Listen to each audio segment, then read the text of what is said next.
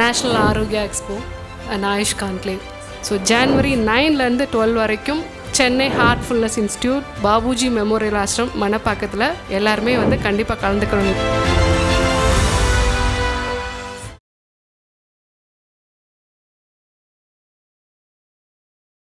65 தான் மொழிப்போர் வந்து மிக பெருசாக வெடிக்குது.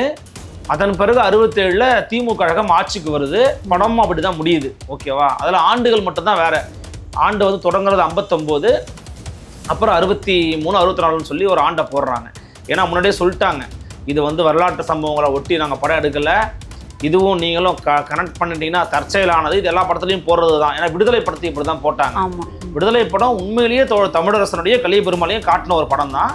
ஆனால் நம்ம அதை புரிஞ்சுக்க கூடாது. ஏன்னா அது தமிழ்நாடு விடுதலையை பற்றி பேசின படம். ஸ்ரீலீலா வந்து அதர்வாக நிறைய ஹெல்ப் பண்ணுறாங்க போராட்ட வழிமுறைகள் ரீதியாக. அதாவது ஹெல்ப் பண்ணுறதுன்னா பணம் பரிமாற்றம், செய்தி பரிமாற்றம். அதெல்லாம் செய்தி பரிமாற்றம் ரொம்ப குறைவு தானே. லேண்ட்லைன் ஃபோன் கால்ஸ் தான் இருக்கும். அதுவும் பெரிய பணக்காரங்கிட்ட தான் ஃபோன் இருக்கும்.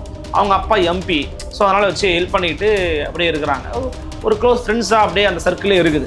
அவன் ரொம்ப பதட்டப்படுவான், ஆனால் பேனா போச்சுன்னா அப்படின்னு சொல்லுவான். உடனே அவன் ஏன்னா பேனாவை கூட என்கிட்ட காசு இல்லைண்ணே, நான் இதான் லாஸ்ட் அட்டம்ப்ட்டு, இது எழுதி பாஸ் ஆனால் தான் உண்டு அப்படின்னு சொல்லி அவன் பேசுவான். அவன் ரொம்ப ஃபீல் ஆயிரும்.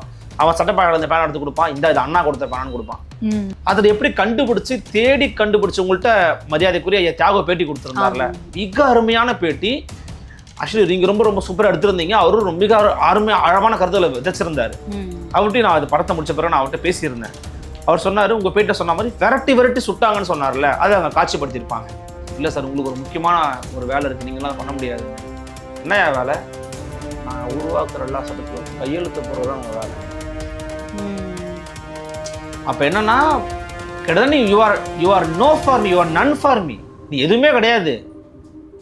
இப்போ இருக்கிற ஆளுநர் மாதிரி தான் அந்த அன்றைய முதலமைச்சருங்கிற மாதிரி அதை காமிச்சாங்க. சிறையில் இருக்கிற ஜெயம் ரவி கூட எல்லாம் இருப்பாங்கல்ல, எல்லாருமே தமிழர்கள். ஆக்சுவலி ஜெயம் ரவியே வந்து தமிழ் மாதிரி தான் காமிப்பாங்க. ஆனால் அதில் என்ன ஒரு விஷயம்னா, ஒரு வார்த்தை ஒன்று சொல்லுவார். அவங்க அம்மா வந்து நார்த் இந்தியன் மாதிரி இருக்காங்க. அவன் வந்து ஒரு வார்த்தை சொல்கிறான், நீ ஒரு தமிழை கூட படுத்ததுனால தான் என்னை வந்து தமிழ்னு சொல்கிறான், எனக்கு வந்து அசிங்கமாக இருக்குது, எனக்கு வந்து கடுப்பாக இருக்குது, உன்னால தான். உங்கள் அம்மா திட்டுற மாதிரி அவனுக்கு காட்சி வரும். அப்புறம் அவங்க அம்மா கன்வின்ஸ் பண்ணுவாங்க, அதெல்லாம் உன்னை மாற்ற முடியாது, நீ தமிழ் சொல்லுவான். அவனுக்கு வந்து தமிழ் மேலே ஒரு வெறுப்பு இருக்கும். அவன் அடித்த பிறகு ஒரு தமிழ்னால நான் பிறந்தேன், இன்னொரு தமிழ் அவன் கையை உடைச்சிட்டான் அப்படிங்கிற மாதிரி வெறுப்பையே கக்கிக்கிட்டு இருப்பார் ஜெயம் ரவி. இந்த போராட்டம் அப்படிங்கிறது தமிழர்கள் மட்டும் நடத்தலை. தமிழ், தெலுங்கு, கன்னடம், மலையாளம், வங்காளி, மராத்தி, பிகாரி இப்படின்னு பல மாநிலங்களை சேர்ந்தவர்களோடு இணைத்து நடத்தப்பட்ட ஒரு போராட்டம். இது ஒரு தென்னிந்திய போராட்டம் என்ற தோற்றத்தை இந்த திரைப்படம் உருவாக்க முயல்வதாக ஒரு பார்வை ஒன்று வருது. ஐயா பெரியார் அதில் எங்கேயுமே இல்லை. அது என்னன்னா, மறைச்சதுல ஒரு நன்மை என்னன்னா, எனக்கு வந்து அங்கங்க கொஞ்சம் பெரியார் ஞாபகத்துக்கு வந்தார். எங்க படத்துல பல இடங்கள்ல வந்து இந்த காளி பசங்க சுட்டு போடுங்க, இந்த காளி பசங்களுக்கு இதே வேலை இப்படின்னு 2-3 இடத்துல சில டைலாக்ஸ் எல்லாருமே பேசுவாங்க.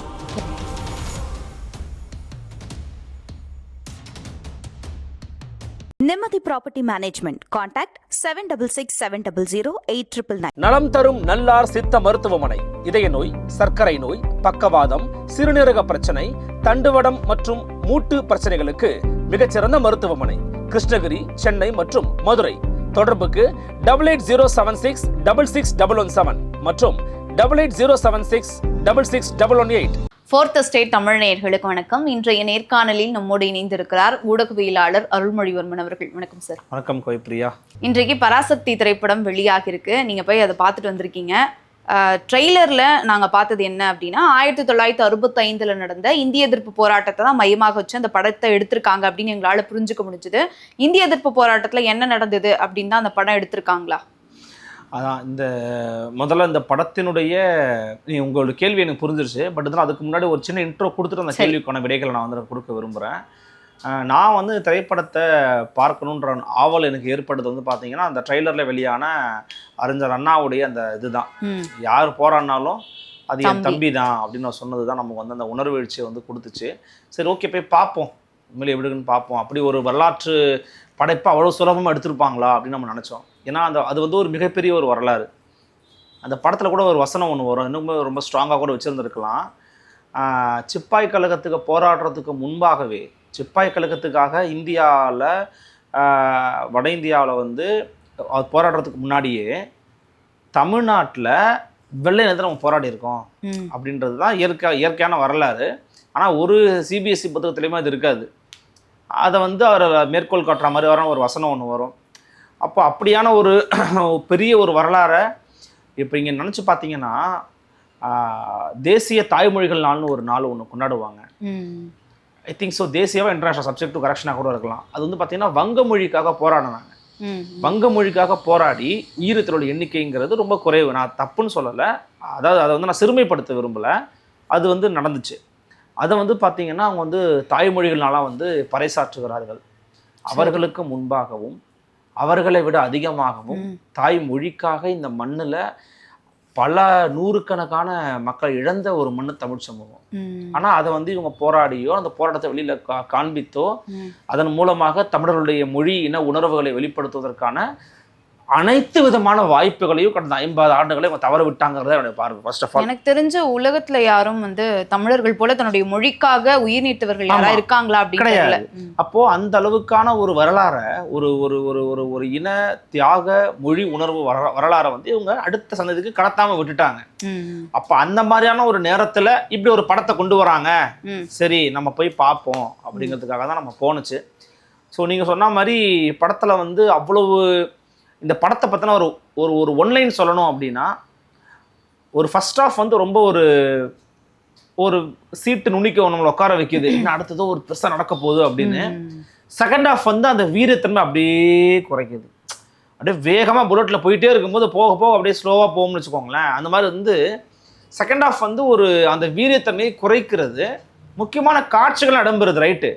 பட் திரை மொழி வாயிலாக வந்து இதை எளிய மக்களுக்கு போய் டக்குன்னு அவங்களுக்கு அது கனெக்ட் ஆகுறதுங்கிறது ரொம்ப கஷ்டம். இந்த பாலிடிக்ஸ், இந்த மொழி அரசியல் என்பது எளிய மக்களுக்கு புரியக்கூட கனெக்டிங் பாயிண்ட்ஸுங்கிறது ரொம்ப குறைவாக இருக்கிறதா நான் பார்க்குறேன். ஃபார் எக்ஸாம்பிள், இப்போ நீங்கள் சொன்ன மாதிரி இந்த படத்தோட ஓவரால் ஸ்டோரி என்ன அப்படின்னா, 65 தான் மொழிப்போர் வந்து மிக பெருசாக வெடிக்குது. அதன் பிறகு 67 திமுக கழகம் ஆட்சிக்கு வருது. படமும் அப்படி தான் முடியுது. ஓகேவா? அதில் ஆண்டுகள் மட்டும்தான் வேறு. ஆண்டு வந்து தொடங்குறது 59, அப்புறம் 63, 64ன்னு சொல்லி ஒரு ஆண்டை போடுறாங்க. ஏன்னா முன்னாடியே சொல்லிட்டாங்க, இது வந்து வரலாற்று சம்பவங்களை ஒட்டி நாங்கள் படம் எடுக்கலை, இதுவும் நீங்களும் கனெக்ட் பண்ணிட்டீங்கன்னா தற்செயலானது, இது எல்லா படத்துலையும் போடுறது தான். ஏன்னா விடுதலை படத்தை இப்படி தான் போட்டாங்க. விடுதலை படம் உண்மையிலேயே தமிழரசனுடைய கலிய பெருமாளையும் காட்டின ஒரு படம் தான். ஆனால் நம்ம அதை புரிஞ்சுக்க கூடாது. ஏன்னா அது தமிழ்நாடு விடுதலையை பற்றி பேசின படம் மறைமுகமாக. இதுவாது இந்திய எதிர்ப்பு போரை பற்றி பேசின படம், ரைட்? அதை நம்ம இப்போ கம்பேர் பண்ண வேண்டாம். அஃப்கோர்ஸ் இப்போ அதை பற்றி பேசணும்னு வச்சுக்கோங்களேன். அப்போது அந்த இடத்துல வந்து ஆண்டுகளை கொஞ்சம் மாற்றிக்கிறாங்க, சம்பவங்களை கொஞ்சம் மாற்றிக்கிறாங்க. ஏன்னா கதையாடலுக்கு தேவையான சம்பவங்கள் தான் நீங்கள் உள்ளே வைக்க முடியும் திரைப்பட காட்சிக்கு. அப்போது 59 சம்பவம் நடக்குதுமா. அதில் வந்து சிவகார்த்திகேயன் வந்து பார்த்தீங்கன்னா இந்திய எதிர்த்து விகரஸாக ஒரு இருக்கிற இந்திய திணிப்பை எதிர்த்து இருக்கக்கூடிய ஒரு பையன். அவருக்கு ஒரு ஃபேமிலி, அவர் அவங்க தம்பி அண்ணன் தம்பி 2 பேர். தம்பி வந்து ஆதரவாக இருக்கிறாரு. அவர் பண்ணுறாரு. அவள் பண்ணும்போது அவருடைய ஃப்ரெண்டு வந்து ஒருத்தர் செத்து போயிடுறாரு. அந்த சம்பவத்தின் காரணமாக, அவங்க போராட்ட சம்பவத்தினால செத்து போயிடுறாரு. அந்த சம்பவம் வந்து அவர் உழுக்குது. அப்புறம் இந்த போராட்டத்தை நம்ம கைவிட்டுறலாம், இதெல்லாம் நம்ம பண்ண தேவையில்ல, உயிரே போகுது அப்படின்னு கைவிட்டுறாரு. விட்ட பிறகு இவர் வந்து ஒன்றிய தேர்வுகளுக்கு தயாராகிறாரு. அப்போ ஒரு இடத்துல ஒரு வேலை ஒன்று கிடைக்கிது. ஏன்னா அப்போவே வந்து ரயில்வேல தான் வேலை பார்த்துக்கிட்டு இருக்காரு. அப்போ ஒரு வேலை ஒன்று கிடைக்கிது. அப்புறம் அந்த வேலை தயாராகிட்டு இருக்கிறாரு. அந்த வேலைக்காக என்ன பண்ணுறாருன்னா, ஹீரோயின்கிட்ட வந்து அவர் ஹிந்தி கற்றுக்கிற மாதிரியான ஒரு காட்சி. அந்த ஹீரோயின் வந்து தெலுங்கை தாய்மொழியாக கொண்டோம்னா படத்திலே இருக்கிறாங்க. முதல்ல இந்த படத்துல வந்து இந்தி திணிப்பை வந்து எது மூலமா காட்டுறாங்க? முதல்ல எந்த மாதிரியான காட்சியில் வந்து முதல்ல இடம்பெறும்னு பார்த்தீங்கன்னா, இந்தியில் வந்து ஒரு வேலைவாய்ப்பை வந்து போடுறாங்க. இந்தியில் ரயில்வே துறைக்கான வேலைவாய்ப்பு அப்படிங்கிறத வந்து இந்த திரைப்படத்தில் அதாவது கதைக்குள்ளே வந்து பார்த்தீங்கன்னா இந்தியில் தான் வந்து ரயில்வேல வேலைவாய்ப்பு இருக்குங்கிறதே வந்து போடுறாங்க. ஆங்கிலத்தை மறுத்துட்டாங்க, தமிழையும் மறுத்துட்டாங்க. அப்படின்னும் போது மாணவர்கள் மத்தியில் ஒரு கிளர்ச்சி ஏற்படுகிறது. அந்த கிளர்ச்சியின் காரணமாக ஒரு தீ விபத்து நிகழ்வு, அதாவது தீ விபத்து இல்லை, ஒரு ரயிலுக்கு தீ வைக்கிற ஒரு போராட்டம் அதை நடத்துறாங்க. வித்தவுட் எனி அதாவது என்ன பாதிப்பு ஏற்படாதவனும், மக்களுக்கு பாதிப்பு ஏற்படாதவனும் ஒரு போராட்டம் நடத்தணும்ன்றதான் அவங்களுடைய நோக்கம். அப்படிதான் கொண்டு போறாங்க. அதை தடுக்க வர்றவர் தான் யாருன்னு பார்த்தீங்கன்னா ஜெயம் ரவி. ஓகேவா? அவருக்கு தமிழ் மதராசி இதெல்லாம் அவருக்கு பிடிக்காது. அவர் பேசிக்காவே தேச விரோதின்ற கவனத்திலேயே பார்க்குறாரு. நீங்கள் அவர் யாருன்னு வச்சுக்கலாம், கரண்ட் பாலிடிக்ஸுக்கு அவர் பிஜேபியாக நீங்கள் வந்து கன்சிடர் பண்ணிக்கலாம். அவங்களுடைய பாயிண்ட் ஆஃப் வியூ தான் சொல்கிறாங்க. அவங்க பிஜேபி ஒன்றியம் இப்போ இதெல்லாம் யாருன்னா அதுதான் ஜெயம் ரவியா நீங்க கன்சிடர் பண்ணிக்கோங்க. அப்போ ஆட்சியில இருந்தது காங்கிரஸ் தானே, அப்ப காங்கிரஸ் தானே காட்டுறாங்க. சூப்பரா சொல்லிட்டீங்க, அந்த காங்கிரஸ் தான் நீங்க எடுத்துக்கிறணும். ஓகேவா? என்னை கேட்டீங்கன்னா 2 பேருக்கும் பெரிய லெவலுக்கு வித்தியாசம் இல்ல, கொஞ்சம் கொஞ்சம் வேறுபாடு இருக்குன்னு வச்சுப்போம். இப்போ நம்ம கதைக்குள்ள வந்துருவோம். அப்ப அந்த மாதிரியான ஒரு தருணத்துல என்ன பண்றாருன்னா, சிவகார்த்திகேயன் வந்து அந்த போராட்டத்தெல்லாம் பண்ணும்போது தான் அந்த ரயில் தீ நடக்குது பாத்தீங்களா, அதுல தான் அவர் ஃப்ரெண்டா வந்து இறந்துருவார். அதுல முதல்ல இறக்குறது யாருன்னு பாத்தீங்கன்னா, தெலுங்கை தாய்மொழியாக கொண்ட ஒரு தோழரை வந்து அவர் இழக்கிறாரு. நான் சொல்றதெல்லாம் நோட் பண்ணிட்டே வாங்க, இன்னொரு கண்டெக்ஸ்ட் வருது, நான் ரெண்டுல சொல்றேன். ஸோ முதல்ல அவருக்கு வந்து எங்க ஒரு உணர்வு வருதுன்னா, ஒரு தெலுங்கு தாய்மொழியாக கொண்டு நம்முடைய ஒரு ஃப்ரெண்டு வந்து செத்து போயிடுறாரு, அப்போ நம்ம வந்து இந்த போராட்டத்தை கைவிட்டுறலாம் அப்படின்னு ஒரு முடிவுக்கு வராரு. கைவிட்டு தான் எக்ஸாம்ஸ் படிக்க ஆரம்பிக்கிறாருன்னு நான் சொன்னேன். அப்போ அவருக்கு சொல்லிக் கொடுக்குறது, இந்தியா சொல்லிக் கொடுக்குறது ஒரு ஹீரோயின், அவங்க தான் ஹீரோயினாக இருக்கிறாங்க. இந்த ஹீரோயினுடைய பேக்ரவுண்ட் நான் உங்களுக்கு சொல்கிறேன். விஜய் நடித்த கடைசி திரைப்படம், அதாவது ஜனநாயகத்துக்கு முன்பாக நடித்து வெளியான திரைப்படம் வந்து பார்த்தீங்கன்னா கோட். அந்த படத்தில் வந்து பார்த்தீங்கன்னா த்ரிஷா வந்து ஒரு நடனம் ஆடிருப்பாங்க ஒரு குறிப்பிட்ட பாடலுக்காக. மட்டை அப்படின்னு ஒரு பாட்டு ஒன்று வரும். அந்த மட்டை பாடலுக்கு வந்து முதல்ல யாரை கேட்டிருந்தாங்கன்னா ஸ்ரீலீலாவை கேட்டிருந்தாங்க. பிகாஸ் ஷி இஸ் எக்ஸலண்ட் நடனம் ஆடக்கூடிய ஒரு மனிதராக இருக்கிறாங்கன்றது பார்க்கும்போதே தெரியுது. அவங்க டான்ஸ் ஆனதும் நம்ம வச்சு கண்டுபிடிக்க முடியுது. இன்னைக்கு தான் அவங்கள ஃபர்ஸ்ட் டைம் நான் பார்க்குறேன்னு.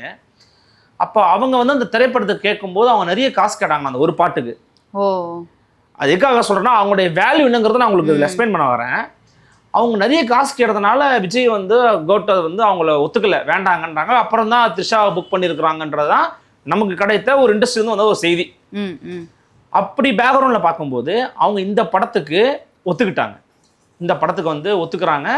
இந்த படத்துல அவங்க வந்து பாத்தீங்கன்னா இயல்பாவே அவங்க தெலுங்கை தாய்மொழியாக கொண்டவங்க தான். இந்த படத்துலயும் அவங்க தெலுங்கை தாய்மொழியாக கொண்ட ஒரு நபரா வலம் வராங்க.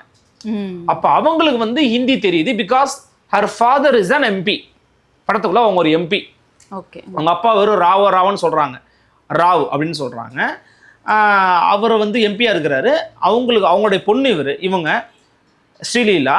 ஸோ இவங்களுக்கு ஹிந்தி ஓரளவு தெரியுதுங்கிறதுனால இந்தியை வந்து சிவகார்த்திகேயன் கற்றுக் கொடுக்குறாங்க. கொஞ்சம் கொஞ்சமாக கற்றுக் கொடுக்குற மாதிரி காட்சி. அதில் தான் லவ் அவங்களுக்கு ஏற்படுதுன்னு வச்சுக்கோங்க. இது ஒரு செக்ஷன் ஆஃப் படம் முடியுதா? அந்த கைவிட்ட தருணத்தில், அந்த போராட்டத்தை கைவிட்ட தருணத்தில் எஸ்கேவோட தம்பி என்ன பண்றாருன்னா, அவர் சிதம்பரம் அண்ணாமலை பல்கலைக்கழகத்தில் படிக்கிறார், ஸ்டூடெண்டாக இருக்கிறார். அவருக்கு அங்கே ஒரு இயக்கத்தை வளர்க்குறாரு. அவர் தனியாக ஒரு இயக்கத்தை வளர்க்குறாரு. இவரோட இயக்கத்து பேர் வந்து புறநானூறு. யாரோட இயக்கம் பேர்? சிவகார்த்திகேயனோட இயக்கம் பேர் புறநானூறு. அவர் தனியாக வந்து ஒரு மாணவர் இந்திய எதிர்ப்பு போராட்டமான அப்படின்னு நடத்திக்கிட்டு இருக்கிறாரு. அப்போ அதை வந்து சிவகார்த்திகேயன் தடுக்கிறார். நீ இப்பெல்லாம் பண்ணாத, அதெல்லாம் ரொம்ப தப்பு, அவங்க வேலையை குடும்பத்தை பாருங்க, நான் அப்படி தான் என் ஃப்ரெண்டை இழந்துட்டேன்னு சொல்லி அதை வந்து சப்ரஸ் பண்ணுறாரு. வேண்டாம் அப்படின்னு சொல்கிறாரு. அந்த பையன் வந்து அதை கேட்கல, அதர்வா கேட்கல. அதில் வந்து இல்லை நான் அப்படி தான் பண்ணுவேன். அதர்வாக்கும் வந்து அந்த ஸ்ரீலீலா ஃப்ரெண்டு. இதில் என்னன்னா, ஸ்ரீலீலா வந்து அதர்வாக்கு நிறைய ஹெல்ப் பண்ணுறாங்க போராட்ட வழிமுறைகள் ரீதியாக. அதாவது ஹெல்ப் பண்ணுறதுனா பணம் பரிமாற்றம், செய்தி பரிமாற்றம். அதெல்லாம் செய்தி பரிமாற்றம் ரொம்ப குறைவு தானே, லேண்ட்லைன் ஃபோன் கால்ஸ் தான் இருக்கும்.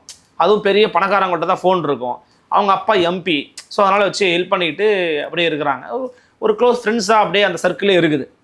அப்போ அவங்க தம்பியை வச்சு அவங்க வந்து இயக்கத்தெல்லாம் நடத்திக்கிட்டு இருக்காங்க. தனியாக வந்து அவர் நடத்திக்கிட்டு இருக்காரு. அது சிவகார்த்திகேயன் சுத்தமாக பிடிக்கல. இந்த தருணத்தில் சிவகார்த்திகேயன் வந்து டெல்லிக்கு போகிறாரு. ஏன்னா அவருக்கு வந்து ஒரு வேலை வாய்ப்பு கிடச்சிருது. அந்த வேலையில் போய் சேரணுங்காக டெல்லியில் போகிறாரு. டெல்லிக்கு போகும்போது வந்து பார்த்தீங்கன்னா அங்கே அவருக்கு வந்து ஹிந்தி மொழி தெரியலை அப்படிங்கிறதுக்காக அவர் வந்து ஒதுக்கப்படுகிறார், விலக்கி வைக்கப்படுகிறார். அப்போ வர சில வசனங்கள்லாம் ரொம்ப ஷார்ப்பாக இருக்கும். இந்த படத்தில் வந்து சிவகார்த்திகேயன் வந்து செழியன்னு சொல்கிறாங்க. செழியன் அப்படிங்கிறது ரொம்ப ஒரு முக்கியமான ஒரு தமிழ் பெயர். ஆக்சுவலி இந்த செழியன் அப்படிங்கிற ஒரு சொல்ல வந்து வார்த்தையை உச்சரிக்க முடியாது அந்த பேனல் இருக்கிறவரால். அப்போ அவர் சொல்லுவார், நீங்கள் பேரை கூட உச்சரிக்க சரியாக தெரியல, ஆர் யூ அன்எம்ப்ளாயபிள், நீங்கள் அன்எம்ப்ளாயபிளா இல்லை தானே, அப்போ வந்து இந்தியில் எனக்கு சில வார்த்தைகள் தெரியலங்கிறதுக்காக நிராகரிக்கிறது எப்படி சரியாக இருக்கும் அப்படின்னு சொல்லி கேட்பார். அது ரொம்ப ஒரு உண்மையிலே ஒரு உணர்வுபூர்வமான ஒரு காட்சி தான், சித்தரிக்கப்பட்ட காட்சியாக இருந்தாலும் கூட. இது ஒன்று நடக்குது. இதேதான் இப்ப நாடாளுமன்றத்துல நடக்குது. நடந்துகிட்டு இது மட்டும் தான் நடந்துகிட்டு இருக்கு 50 ஆண்டு காலமா. அவங்க எடுத்துட்டு வரதெல்லாம் நம்மளால உச்சரிக்க முடியல. நீங்க சூப்பரான ஒரு கொஸ்டின் கேட்டீங்க, அதனால தான் எனக்கு அந்த கரெக்டான ஆன்சர்ஸ் வருது. ஏன்னா இந்தி எங்கெல்லாம் காமிக்கிறாங்கன்னு அந்த பாயிண்ட் நான் வந்து ஃபுல்லா முடிச்சிடுறேன். இன்னும் ஒரு இடத்துல அடுத்ததா காமிக்கிறாங்க. எங்க அப்படின்னா யூபிஎஸ்சிமா. உங்களுக்கு தெரியும் யூபிஎஸ்சிங்கிறது யூனியன் பப்ளிக் சர்வீஸ் எக்ஸாமினேஷன். இந்தியாவுக்குள்ள IAS, IPS, IRS, IFS, IFoS, IPoS இப்படி பல பதவிகள் இருக்கு. இந்த பதவிகளுக்கெல்லாம் தேர்வு செய்யக்கூடிய ஒரே ஆணையம் தான் யூபிஎஸ்சி. இங்கே இருக்கிற தமிழ்நாடு டிஎன்பிசி இருக்கிற மாதிரி. இந்த யூபிஎஸ்சி எக்ஸாம் எழுதுறதுக்கு சிவகார்த்திகேயன் வந்து எப்படி வந்து சென்னை வந்து டெல்லி போகிறாரோ அது மாதிரி ஒருத்தன் ஏதோ ஒரு ஊர்லேருந்து சென்னைக்கு வந்திருப்பான். ஏதோ ஒரு ஊர்லேருந்து வயசானவன் சென்னைக்கு வந்திருப்பான். ஏதோ ஒரு ஊர் சொன்னான், பேர் மறந்துட்டான், அந்த படத்தில் வரும். சென்னைக்கு வந்திருப்பான், மெட்ராஸுக்கு வந்திருப்பான். அவன் அப்போ என்ன ஆகுனா ரயில்லேருந்து ஏற போவான், அவன் இறங்குவான், அப்போ இடிச்சிருவான் தெரியாமல். இப்போ பேனாவை ரயில் தண்டவாளத்தில் போட்டுருவான் அந்த பையன்.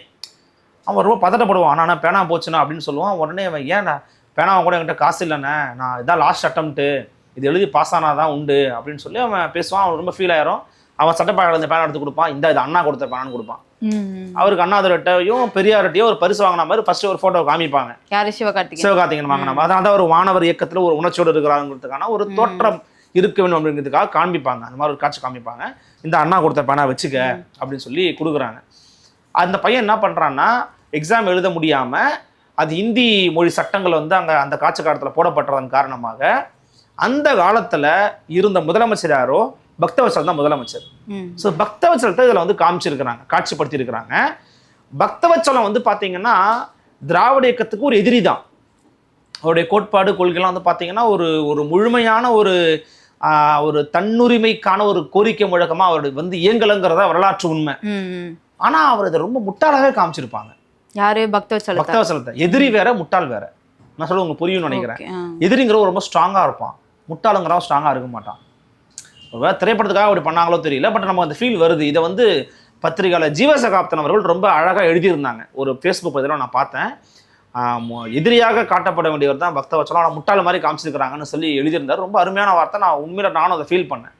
ஸோ அவர்கிட்ட போய் அந்த பையன் கெஞ்சுறான் ஸ்டேஷனில் வரும்போது. ஐயா ஐயான்னு போய் கெஞ்சும் போது, இந்த முட்டாளை தூக்கி தூரம் போடு, அதான் ஹிந்தி தான் வந்துருச்சு, ஹிந்தி தான் இனிமேல் பண்ணணும் அப்படின்னு சொல்லி ஹிந்தி வாரம் கொண்டாடுறது தான் பக்தவத்சலம்.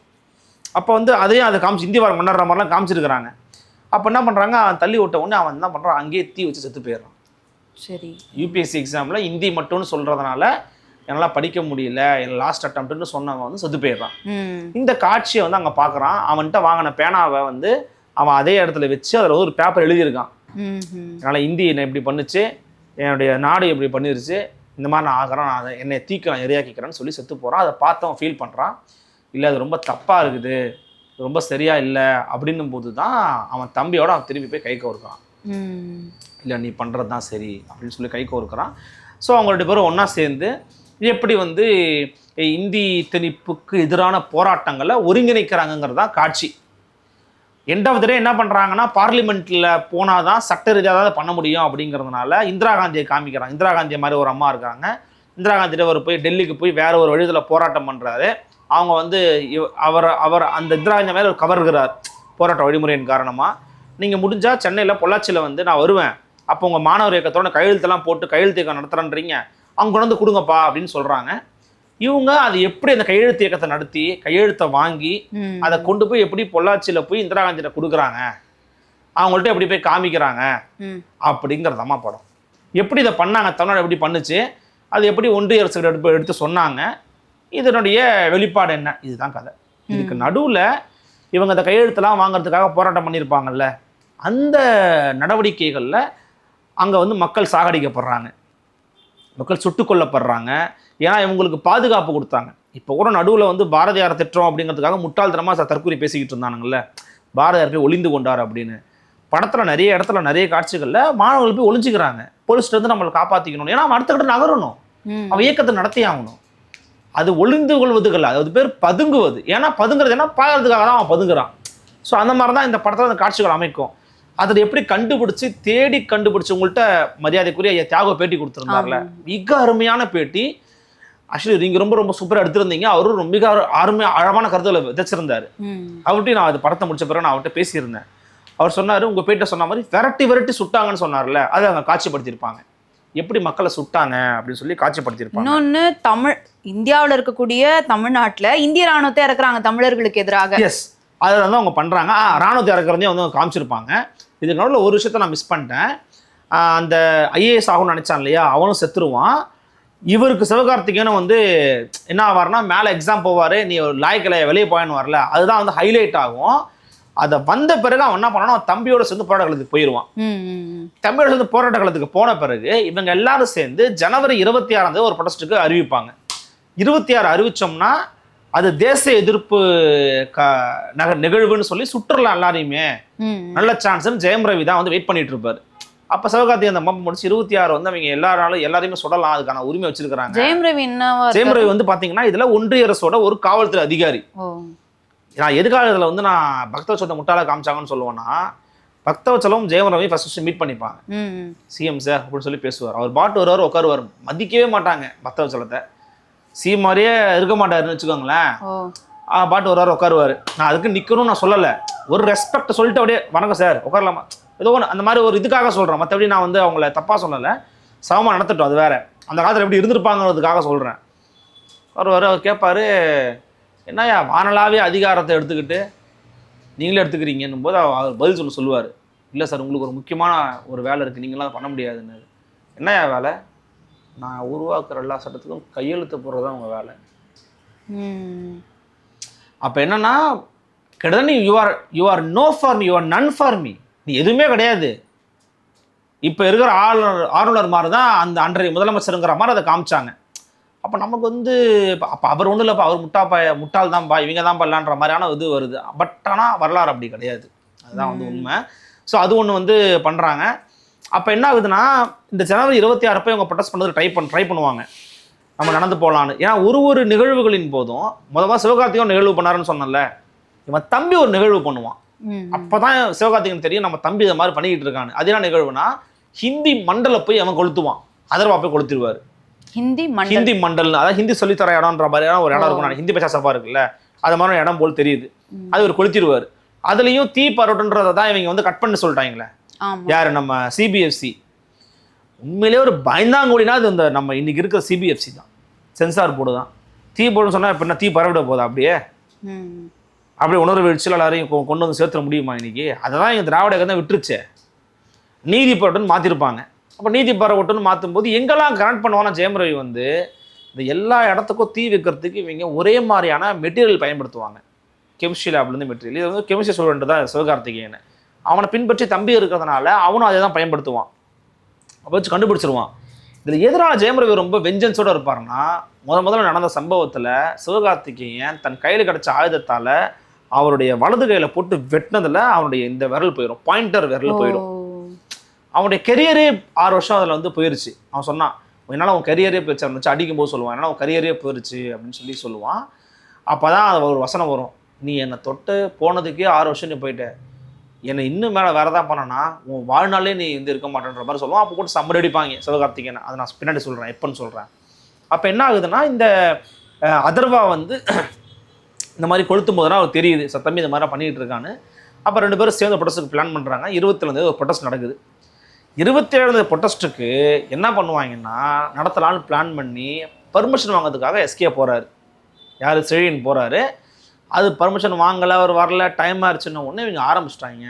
ஆனால் கடைசி நேரத்தில் தான் பர்மிஷனையும் கையில் கொடுத்துட்டு, நாங்கள் 144 போட்டோம்ப்பா, அதனால் பர்மிஷனை நீங்கள் வந்து நடத்தினாலும் உங்களை நாங்கள் போட்டுருவோம் அப்படிங்கிற மாதிரி கடைசியில் தெரியுது. இந்த செய்தியை வந்து அவங்களால உடனே கடத்த முடியல. அவங்க போகிறதுக்குள்ளே கல்லூரியிலேருந்து அவங்க கிளம்பி போயிட்டாங்க. பார்க்குற இடத்துலலாம் சுட ஆரம்பிக்கிறாங்க. அந்த துப்பாக்கி சுடல செத்து போயிடுறாரு அதர்வா. அப்போ தம்பி இழந்த பிறகு அவருக்கு இன்னும் கோபம் வருது, இன்னும் அதிகமாக வந்து இதுவாகிறாரு, ட்ரிகர் ஆகிறாரு. அப்போ அவரை சிறைப்படுத்திடுறாங்க. சிறையில் சிக்கிடுறாரு. சிறைப்படுத்தும் போதில் என்ன ஒரு விஷயம்னா, சிறையில் இருக்கிற ஜெயம் ரவி கூட எல்லாம் இருப்பாங்கல்ல, எல்லாருமே தமிழர்கள். ஆக்சுவலி ஜெயம் ரவியே வந்து தமிழ் மாதிரி தான் காமிப்பாங்க. ஆனால் அதில் என்ன ஒரு விஷயம்னா, ஒரு வார்த்தை ஒன்று சொல்லுவார். அவங்க அம்மா வந்து நார்த் இந்தியன் மாதிரி இருக்காங்க. அவன் வந்து ஒரு வார்த்தை சொல்கிறான், நீ ஒரு தமிழை கூட படுத்ததுனால தான் என்னை வந்து தமிழ்னு சொல்கிறான், எனக்கு வந்து அசிங்கமாக இருக்குது, எனக்கு வந்து கடுப்பாக இருக்குது, உன்னால தான். உங்கள் அம்மா திட்டுற மாதிரி அவனுக்கு காட்சி வரும். அப்புறம் அவங்க அம்மா கன்வின்ஸ் பண்ணுவாங்க, அதெல்லாம் உன்னை மாற்ற முடியாது, நீ தமிழ் சொல்லுவான். அவனுக்கு வந்து தமிழ் மேலே ஒரு வெறுப்பு இருக்கும். அவன் அடித்த பிறகு ஒரு தமிழ்னால நான் பிறந்தேன், இன்னொரு தமிழ் அவன் கையை உடைச்சிட்டான் அப்படிங்கிற மாதிரி வெறுப்பையே கக்கிக்கிட்டு இருப்பார் ஜெயம் ரவி. அப்போ என்ன பண்ண, சிவகாந்தனை போட்டு சம்மடி அடிப்பார். அடித்து நகரவே முடியாது அவனால். ஒரு நாள் அந்த ஒரு கேப்பில் வந்து ஒரு கூட இருக்கிற உதவியாளர் வந்து, நீ போயிரு, உன்னை கொன்றுவான். ஏன்னா நகத்தெல்லாம் பிப்பார் ஜெயம் ரவி, அப்படியே கட்டிங் வச்சு நகத்தெல்லாம் பிப்பார். இன்றைக்கி இந்த பல்வீசிங் பலப்படுங்கண்ணா இல்லையா, அந்த மாதிரி வந்து பிப்பார். அப்போ என்ன பண்ணுறாங்க, கூட இருக்கிறவர் என்ன பண்ணுறாருன்னா, தப்பிச்சு போயிரு அப்படிங்கிறாரு. அப்போ சரின்னு சொல்லிட்டு அவருக்கு ஸ்டோரி சொல்கிறான், நீ தப்பிச்சிரு, நான் சொல்கிறத கேளு, உன் ஃப்ரெண்டு தெலுங்கு ஃப்ரெண்டு ஒருத்தர் செத்து போனான் இல்லையா, அது காரணம் இவர் தான், தள்ளி விட்டார் தீலன்னு சொல்லுவான் அவன். சொன்ன உடனே சரின்னு சொல்லிட்டு அவனை என்னை குத்துனா மாதிரி, என்னை குத்திட்டு எஸ்கேப் ஆகிற மாதிரி எஸ்கேப் ஆயிடுவார். அடுத்த ஒரு காட்சி எஸ்கேப் ஆயிடுவார் சிவகார்த்திகேயன். அவன் பார்ப்பான், எங்கே அப்படின்னு கேட்பான். இந்த குத்திட்டு தப்பிச்சிட்டான் சார், முடியல சார்ன்னுவான். 4 அடி அடிச்சுட்டு துப்பாக்கி சுட்டுருவான். ஸோ அப்போ என்ன அவன் முடிவு பண்ணுறான்னா சிஎம் கிட்ட வந்து எனக்கு தமிழ் அதிகாரிகளே வேண்டாம், நீ தமிழ் அதிகாரிகளே கொடுக்காத, எவனை பார்த்தா நான் தமிழ் அரசா தமிழ் குமரன் தமிழ் வேந்தன் இருக்கு, அவன் எப்படி எனக்கு வேலை பார்ப்பான், எனக்கு எல்லாம் வட இந்திய அதிகாரிகள் தான் வேணும், அதுக்கு நீ ஒப்புதல் கொடு, சைன் போடு, எல்லாமே ஆர்டர் தான் சிஎம்கிட்ட வந்து அவரு கொடுத்துருவாரு. ஸோ இந்த 144 போடும்போதே வந்து பார்த்தீங்கன்னா அந்த ஹீரோயினை வந்து எம்பி ஒரு அறைக்குள்ளே பூட்டி வச்சிருவாங்க, கண்டுபிடிச்சிருவாங்க, இவங்கள்ட்ட தான் நியூஸ் போது கண்டுபிடிச்சிருவாங்க. அதன் பிறகு நடக்கக்கூடிய சம்பவங்களை ஒட்டி எப்படி இவங்க வந்து டெல்லியிலேருந்து வரக்கூடிய இந்திரா காந்தி அம்மையாருக்கு வந்து இங்கே எப்படி போய் டைரெக்டாக போய் கொடுக்குறாங்க. இந்த சம்பவங்களுக்கு மத்தியில் வந்து ஜெயம் ரவிக்கும் சிவகார்த்திக்கும் ஒரு ஃபைட் நடக்குது, ஃபைட் சீன் லாஸ்ட்டு, அதெல்லாம் வந்து அன்இமேஜினபிள், கற்பனை செய்யவே கூட முடியாது. ஏன்னா அதெல்லாம் நடக்காது, அதனால சொல்கிறேன் நான். எல்லாமே பயங்கரமான கற்பனை, அப்படிலாம் ஒரு ஃபைட் நடக்காது. அந்த ஃபைட்லாம் அவங்க பண்ணி அது ஜெயம் ரவி செத்து போயிடுறாரு. அப்போல்லாம் சில வசனங்கள் வருது, ஏய் நான் இன்னைக்கு செத்து போகலான்டா, ஆனால் இந்த மாதிரி ஒவ்வொரு நாளும் உங்களை முடக்கத்துக்கு ஒரு ஆள் வந்துட்டே இருப்பான்னு. அப்போ எஸ்கே சொல்லுவார், இன்றைக்கி நான் இருக்கிறேன், நாளைக்கு என் பேரை வந்து உங்களுக்கு எதாவது சண்டை போடுவான் அப்படின்றதெல்லாம் வந்து ஒரு தற்கால அரசியலில் வந்து உணர்த்துது. காங்கிரஸ் பண்ணுச்சு, இன்றைக்கி பாரதிய ஜனதா பண்ணுது, நாளைக்கு அவனா பண்ணுவாங்க, ஆனால் தமிழ்நாட்டுக்குள்ள நுழைய முடியுதா? இல்லை, முக்குறாங்கல்ல, அது நடக்கும் அப்படிங்கிற மாதிரி தான் வந்து கான்செப்ட் முடியுது. இதில் என்ன இழையோட கூடிய விஷயம் நான் உங்களுக்கு சொன்னேன் பார்த்தீங்களா, அதான் நான் இப்போ உங்களுக்கு பதிவு பண்ணுறேன். ஸோ படத்தில் இந்தி திணிப்பு மாதிரியான காட்சிகள் என்னென்ன இருந்துச்சு நான் சொன்னேன். ஒன்று அந்த யூபிஎஸ்சி எக்ஸாமினர், இரண்டாவது இவருடைய தேர்வுக்காக இவர் வந்து ஃபெயில் ஆகி போனது, மூன்றாவது இந்தியில் வந்து போஸ்ட் ஆஃபீஸில் போய் கணக்கு எழுத கொடுக்கும், என் பேரனுக்கு நான் காசு அனுப்பணும்னு சொல்லணும் சிவகார்த்தி இவர் அந்த அதர்வாவோட பாட்டி, அப்போ இந்தியில் இருக்கணும், போங்கடா பசங்கிட்ட பசங்களா இந்தியில் இருந்தால் நாங்கள் அப்புறம் அனுப்புறதுன்னு சொல்லி விட்டு வந்துடுவாங்க. இது ஒரு காட்சி. இன்னொரு காட்சி வந்து பார்த்தீங்கன்னா முதல்ல சொன்னோம்ல, இந்தியில் வந்து ரயில்வே எக்ஸாமுக்கு வந்து ரெக்ரூட்மெண்ட் போட்டாங்க, இதெல்லாம் தான் காட்சிகள். இந்த காட்சிகளை இன்னும் கொஞ்சம் உணர்வு ரீதியாக கனெக்ட் ஆகிற மாதிரி எடுத்திருக்கலாம்னு எனக்கு தோணுது. மேபி எனக்கு கூட தவறான பார்வை இருக்கலாம்னு மற்றவங்க யாராவது சொல்லலாம். ஆனால் எனக்கு அது இன்னும் டீப்பாக போய் கனெக்ட் ஆகலை. எனக்கு ஆனது கூட மற்றவங்களுக்கு ஆகாதுங்கிறதான் யதார்த்தம். நான் கண்ணீர் விட்ட சில காட்சிகளை மற்றவங்களாம் ரொம்ப சாதாரணமாக தான் பார்த்தாங்க. என் கூட ஃப்ரெண்டும் சாதாரணமாக தான் பார்த்தாரு. அப்போ விஷயம் என்னென்னா அது வந்து ஒரு கனெக்டிங் பாயிண்ட் நான் சொன்னது. இரண்டாவது, இந்த படத்தை இதுக்கு மேலே நீங்கள் வந்து காட்சிப்படுத்தி எடுக்க முடியாது. விடுதலை படம் பார்த்துருக்கீங்களா நீங்கள்? விடுதலை படம் வந்து it's not a commercial film. கடைசியாக வந்து விடுதலை படம் இது முழுக்க கமர்ஷியல் படமே கிடையாது அது. ஆனால் இந்த படம் கமர்ஷியலாகவும் ட்ரை பண்ணுறீங்க, இந்த ஹிஸ்ட்ரியாகவும் ட்ரை பண்ணியிருக்கீங்கல்ல, அது ரெண்டும் கட்ட மாதிரி ஆகிப்போச்சு. ஆனால் சீமான் சொல்லுவார்ல, ஒன்று இந்த பக்கம் நெல் இல்லை அந்த பக்கம் நெல்லுன்ற மாதிரி ரெண்டும் கட்டானா கலந்து வச்சு ட்ரை பண்ணியிருக்கிறாங்க. அது வந்து அது காமன் மேனுக்கு அது வந்து டக்குன்னு புரியாது, கட்சிக்காரங்களுக்கு தான் புரியும். இப்போ நம்ம வந்து ஜேர்னலிசம் ஃபீல்டுக்குள்ளே இருக்கோம், நமக்கு கொஞ்சம் ஈஸியாக புரிஞ்சிடும். அது வந்து அவங்களுக்கு அந்த உணர்வு வந்து தட்டி கொடுக்கறதுங்கிறது கொஞ்சம் கூடுதல் அவதானிப்பு தேவை. அதில் இவங்க கூடுதல் என்ன வேலை பார்த்துருக்குறாங்க தெரியுமா? இப்போ நான் வரேன், நீங்கள் அண்மையில் நமக்கு வந்து மன்னர்மன்னன் அவர்கள் பேட்டி கொடுத்துருந்தாங்க, நீங்கள் பார்த்துருப்பீங்க. அதில் மிக கடுமையாக விமர்சனம் பண்ணியிருப்பார். இப்போ நமக்கு அதில் முரண்பாடாங்கிறதுல ரெண்டாவது, அது நமக்கு தேவையில்லாத ஒரு கருத்து. ஆனால் அவர் சொல்லக்கூடிய கருத்துகள் மற்றும் மற்றவர்களுடைய பேசின கருத்துக்களை வச்சு பார்க்கும்போது அதில் ஒரு பிழை நடந்திருப்பதாக சில பேர் சொல்கிறாங்க. அது என்னன்னு நான் சொல்கிறேன். அதில் வந்து ஒரு காட்சி வருது, அதில் பாண்டியராஜோட பையன் வந்து ஒரு ரெக்கார்ட் நடிக்கிறாரு, ஃப்ரெண்டாக இருக்கிறாரு.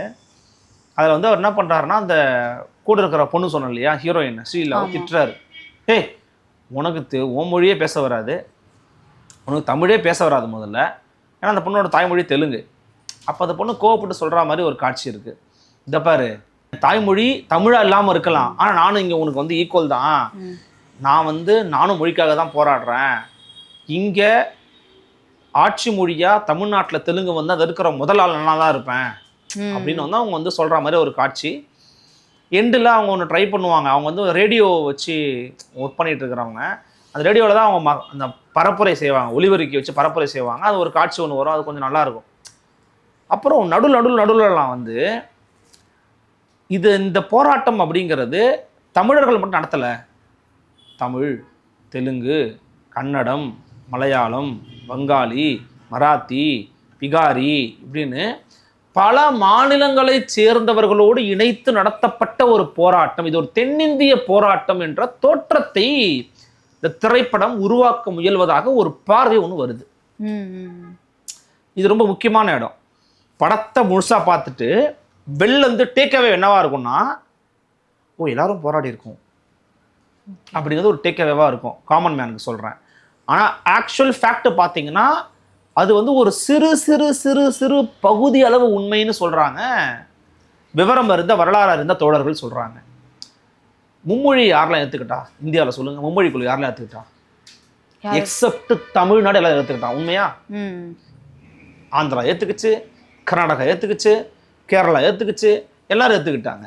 அப்படியே இவங்க எல்லாரும் வந்து சேர்ந்து போராடி இருக்காங்க, அது ஏத்துக்க முடியும் அப்படின்னா அது மொழிவாரி மாநிலம் வந்து நடப்பதற்கு முன்பாக நடந்திருந்தா அப்படி ஏத்துக்கலாம். ஆனா இது மொழிவாரி மாநிலம் முன்னாடியே நடந்துருச்சுல்ல, அதுக்கப்புறம் தானே இந்திய எதிர்ப்பு போராட்டம் நடந்தது. விஷயம் என்னன்னா இதை வந்து நீங்க வரலாறுன்னு அவங்க சொல்லலை, இது வந்து ஒரு புனைவுங்க, எங்க விஷயத்துக்கு ஏற்ற மாதிரி நாங்கள் மாத்திக்கிறோம்னு சொல்றாங்க.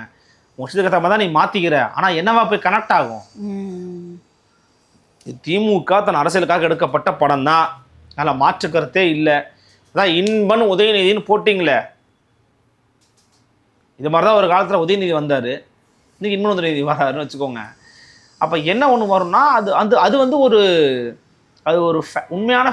உண்மையான விஷயம் இல்லைன்னு சொல்கிறாங்க. இது ஒரு விஷயம் தெரிஞ்சவங்க அப்படி காமிக்க வேண்டிய அவசியம் இல்லை அப்படின்னு தான் சொல்கிறாங்க. என்னென்னா என்ன ஆகுதுன்னா அது உங்களுக்கு எல்லா இடத்துலையுமே அது ரொம்ப கொஞ்சம் கருந்தேல் ராஜேஷ்னு ஒரு திரைப்பட விமர்சகர் இருக்கார், திரைப்படத்துறையில் வேலை பார்க்குறவர். அவர் அருமையாக ஒரு பதிவு போட்டிருந்தார், வலிந்து திணிப்பாங்களாம் சுதா கொங்கரா.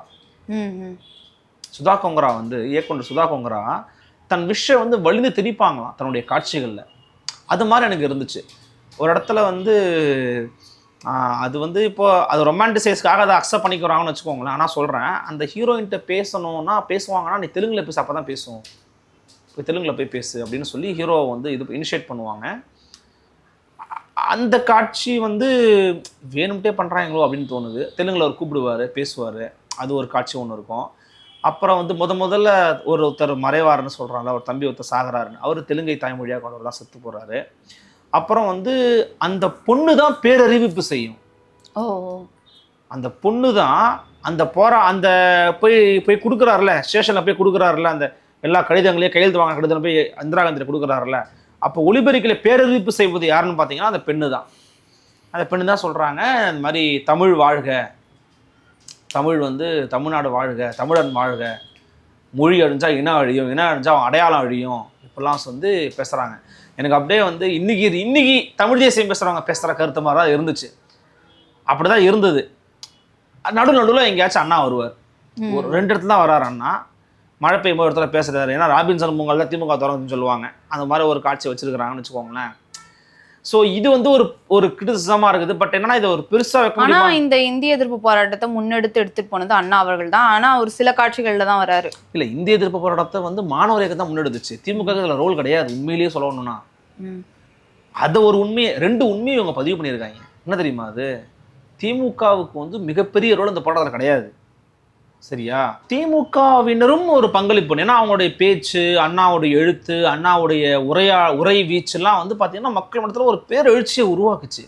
அதனால தான் அங்கங்கே ஒரு சில சீன்ஸ் எல்லாம் வரும். என்ன வரும் தெரியுமா?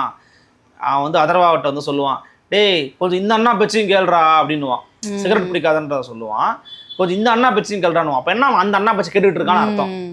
நமக்கு வந்து புரிய வைக்கிறாங்க. அப்போ தான் அந்த ட்ரெய்லரை கூட நீங்கள் பார்த்துருப்பீங்க, இந்த பொண்ணு வந்து இந்தி கற்றுக்கிட்டு சும்மா அடிக்கும், விளையாட்டுக்கு அடிக்கும்.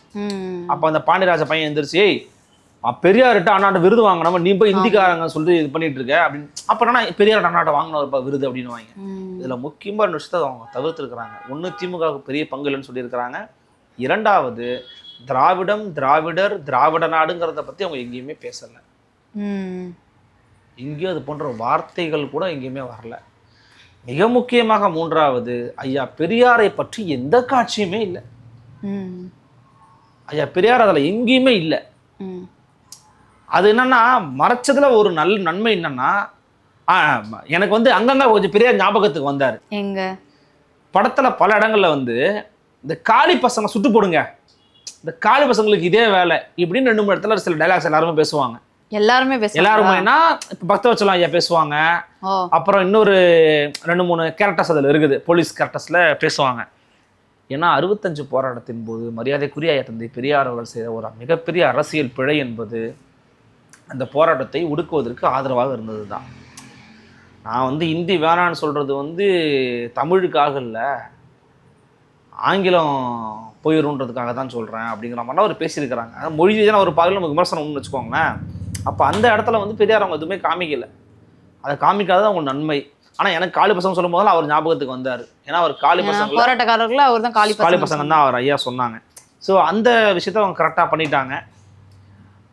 2 விஷயம். சரி, இன்னொன்னு, அப்போ 65ல உள்துறை அமைச்சரா போலீஸ் துறையை தன்னோட கைக்குள்ள வச்சிருந்தது கக்கன் அவர்கள் தான். அவர் வந்து சுட்டுக்கொள்ள கையெழுத்திட்டதுனால தான் ஷூட்டிங் ஆர்டர் வந்து நடந்துச்சு அப்படின்னு வந்து சொல்லப்பட்டது.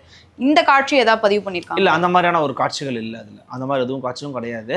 டேரெக்டாகவே எல்லாமே வந்து இதில் முடிவெடுக்கிறது எல்லாமே வந்து ஜெயம் ரவியா தான் கிட்டத்தட்ட காமிக்கிறாங்க. ஏன்னா ஒன்றியத்தினுடைய முகமாக ஒரு அரக்கனின் முகமாக ஜெயம் ரவி களமாடுகிறார். நல்லாவே பண்ணியிருக்கிறார். அதை ரொம்பவே சிறப்பாகவே அவருடைய பங்களிப்பு இருந்துச்சு. எனக்கு கேட்டிங்கன்னா எனக்கு இந்த படம் முழுக்க எனக்கு பிடிச்ச கேரக்டர் ஜெயம் ரவி தான். அதாவது நடிப்பு ரீதியாக சொல்கிறேன், நடிப்பு ரீதியாக நமக்கு வந்து ஒரு தனித்தன்மையோடு தெரிகிறார் எனக்கு ஜெயம் ரவி. அப்புறம் அதர்வா, சிவகார்த்திகேயன் எல்லாமே சிறப்பாக தான் பண்ணியிருக்கிறாங்க. ஸ்ரீலீலா கூட சூப்பராக நடிச்சிருக்கிறாங்க. எனக்கு என்னன்னா அதான் 2 விதமான பகுப்பாய்வு இருக்குது. இவங்க கொண்டு வந்தது வந்து, ஆனால் ஒன்று சொல்லவா, ஒருவேளை ஜனநாயகம் வந்ததுன்னு வச்சுக்கோங்களேன், என்னாகும்? ஜனநாயகன் வந்து நம்ம பார்க்காம சொல்லக்கூடாது. பட் ஜனநாயகன் மேபி வந்திருந்ததுன்னா இது வந்து இதனுடைய வீச்சு இன்னும் கொஞ்சம் கம்மியாக இருக்கும்.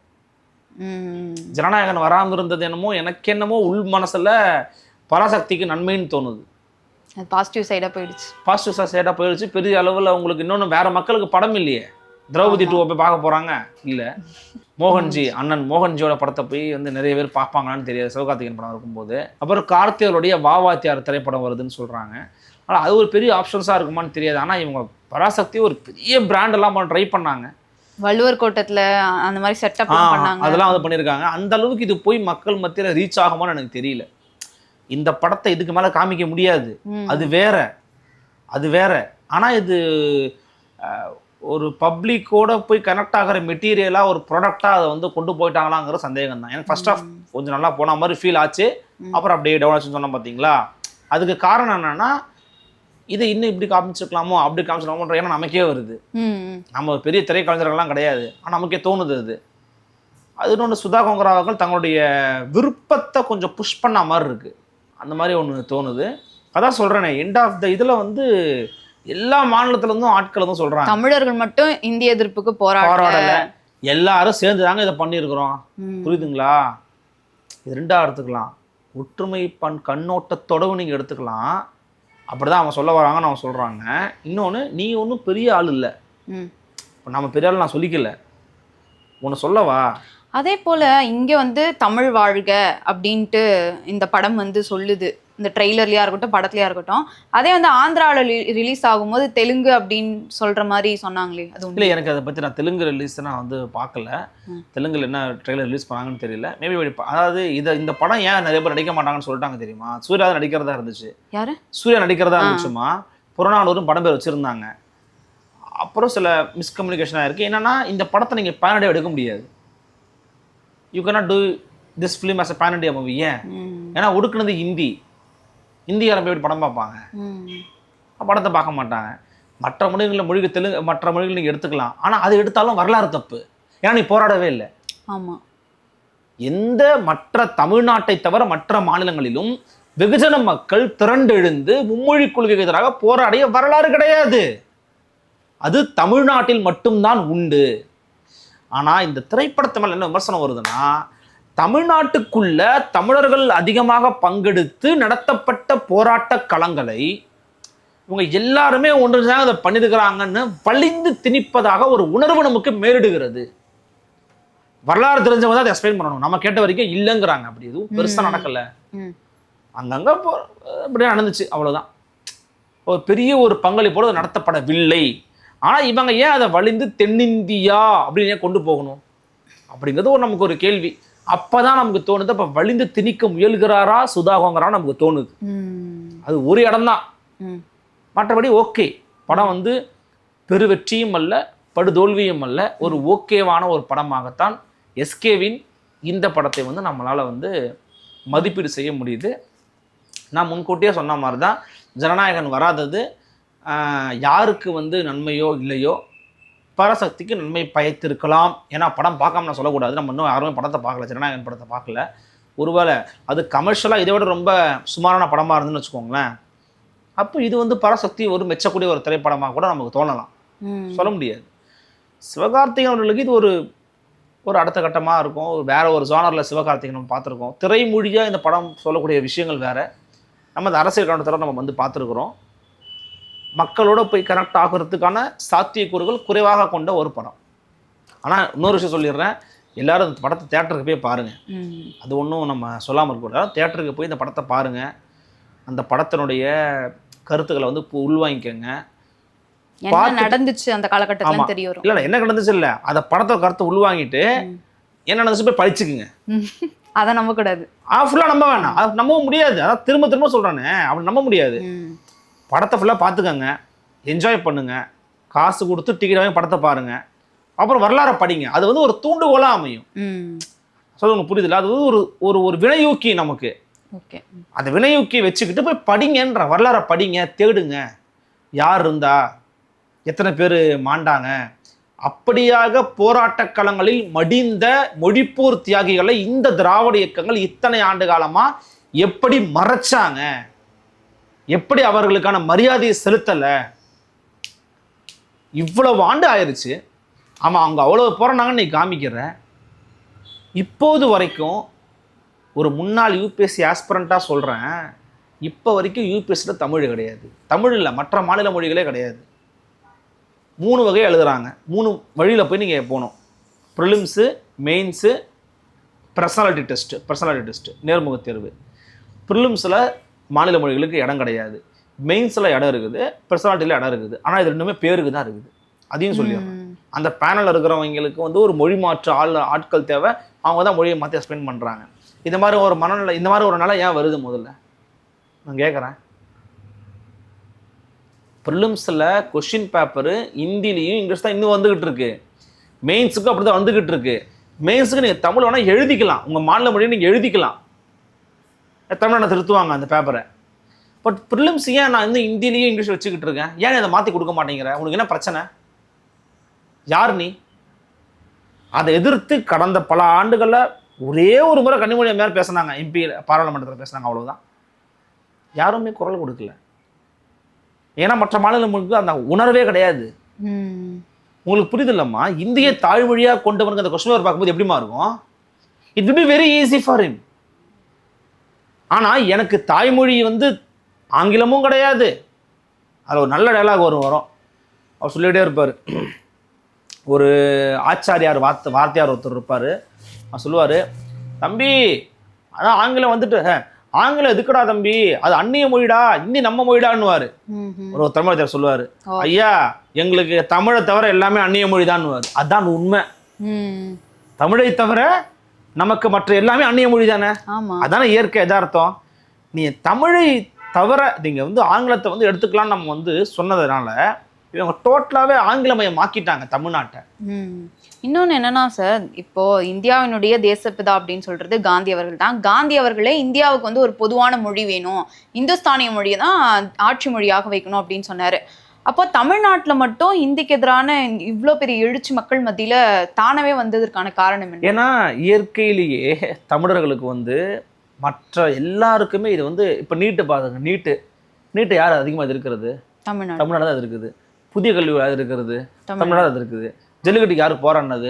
தமிழ்நாடு தான் போராடிச்சு. இப்போ இயல்பிலேயே நமக்கு வந்து நம்மளுடைய மொழி சார்ந்த, இன உணர்வு சார்ந்த, சுயமரியாதை சார்ந்த உணர்வு ரொம்ப அதிகம். ஓகேவா? அதுக்காக நான் மற்றவங்களை மட்டுப்படுத்தி நான் பேச விரும்பலை. நீங்கள் கேட்குற கேள்விக்கு எங்கிட்ட வந்து பார்த்தா இட்ஸ் மிராக்கல்னு தான் சொல்லணும். நம்மக்கிட்ட அந்த எண்ணம் இருக்குது, நம்மகிட்ட அந்த அறிவு சார்ந்த சிந்திக்கக்கூடிய ஆற்றல் இருக்குது, திறமை இருக்குது. தப்புன்னு நமக்கு தோணுது, இது ரொம்ப தப்பாக இருக்குது, எப்படி எல்லாருக்கும் நீ ஒன்றா. அதனால ஒரு டைலாக் ஒன்று வரும். அதில் ஒரு கமெடியன் ஒருத்தர் வந்து ஒரு நடிச்சிருப்பார். இதில் அவருடைய குணசேகர நடிகர் தான் அவர். ஆக்சுவலி சோமசுந்தரம் நடிகர் இருக்கார் இல்லையா, அவர் வந்து கருணாநிதி நடிச்சிருக்கிறார். அவருக்கு ஒரு வசனம் வரும், இன்ப உதயநிதி படம் எடுத்துட்டு தாத்தா வைக்கலாம் அப்படி. அதில் ஒரு வசனம் ஒன்று வரும், ஒரு இலையில கூட்டு பொரியல் சாம்பார் ரசம் மோர் எல்லாமே இருந்தால் தான்ப்பா இலையை சாப்பிட முடியும், இது மட்டும்தான் அப்போ அப்படி சாப்பிட முடியும், அதான்ப்பா இந்தியா. இந்திய ஒருமைப்பாட்டை விதைக்கிறாங்களாமா, நல்லா விதைச்சிருப்பாங்க இந்திய ஒருமைப்பாட்டை. அதாவது திரும்ப திரும்ப சொல்லுவாங்க, நாங்கள் இந்திக்கு எதிரி இல்லை மேடம், இந்தி திணிப்புக்கு தான் மேடம் எதிரி அப்படின்னு சொல்லிட்டே இருப்பாங்க. ஓகே, படம் வந்து ஓகேவாக தான் இருக்குது. இப்போ நம்ம ஸ்கூல்லாம் படிக்கும்போது வேற்றுமையில் ஒற்றுமை அப்படிலாம் சொல்லி கொடுத்துருப்பாங்க. ஆனால் இப்போ அரசியல் சார்ந்து நம்ம எல்லாத்தையும் எல்லா சமூகங்களையும் கவனிக்கும் போது அப்படி ஒரு விஷயம் இல்லையோ அப்படின்ற கேள்வி வருது இல்லையா? நம்ம ரொம்ப அப்படி சொல்லி சொல்லி தப்பாக எத்தனை பேர் எடுத்துப்பாங்களா சரியாக எடுத்துப்பாங்களான்னு தெரில. பெருந்தன்மையால் தமிழன் பல உரிமைகளை இழந்துட்டான்.